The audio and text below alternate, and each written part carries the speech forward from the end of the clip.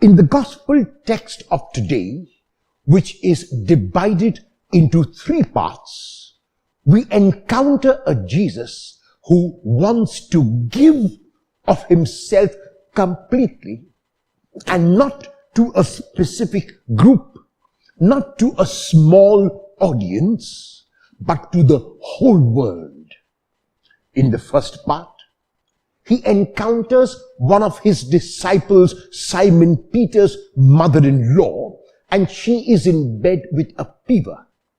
And Jesus goes, without even being told, he goes, lifts her by the hand, and the fever leaves the woman, and she is able to be healed and be whole. Because Jesus is also not merely a healer, people hear about his healing abilities from all over, and they come to him. And Jesus continues to work as a doctor, both of the body and a doctor of the heart, in making people whole. They brought to him those who were paralyzed. They brought to him those who were blind. They brought to him those who were lame and deaf and dumb and possessed by demons. And Jesus heals them all. In the second part, we find a Jesus who, despite being so busy, who despite working so hard, who despite toiling the whole day, is able to go early in the morning to commune with God, whom Jesus regarded as Father. The action was necessary. The healing was required. The making whole was important.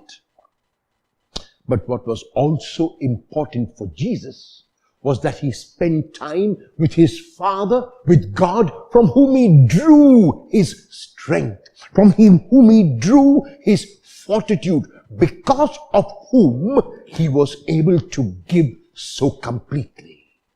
And Jesus is praying, and Jesus is communing, and Jesus is talking with and listening to his Father. And even as he prays, people want him to come back because they want to be healed. They want to be made whole. They want Jesus to stay with them in their town, to make his residence with them. But Jesus, and this is the final part, cannot do that. Jesus cannot be restricted. Jesus cannot be pigeonholed. And so he tells the people in the gospel of today, I cannot remain with you. I have to go to other towns and proclaim the good news there as well, because God has sent me to be that good news available to everyone. Will you, as a disciple of Jesus, as a disciple of God, proclaim good news in the manner in which you can?